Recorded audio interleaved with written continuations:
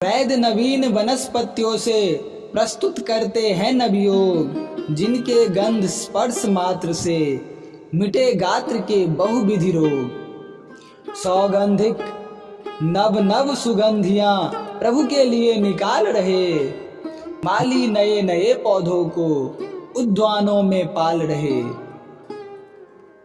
एक साल में बहु विभिन्न दल और विविध वर्धित फल फूल, यथा विचित्र विश्व बिटपी में अगणित बिटप एक ही मूल। तंतुबाय बुन बना रहे हैं नए नए पटुपट परिधान, रखने में फूलों के दल से फैलाने में गंध समान। स्वर्णकार कितने प्रकार से करते हैं मणिकंचन योग, चमत्कार के ही प्रसार में लगे चाव से है सब लोग। गल गल कर ढल रही धातुएं पिघल महानल में जल ज्यों,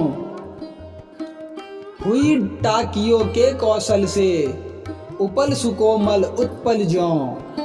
फूल पत्तियां से भूषित है फिर सजीव से निरसदार, कार्य कुशलताएं हैं अथवा उनकी पूर्व स्मृतियां चारु।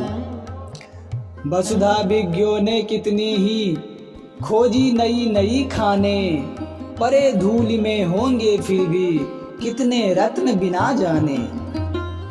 श्रमी कृषक निज बीज वृद्धि का रखते हैं जीवित इतिहास, राजघोष में देखा मैंने आज नया गोवंश विकास।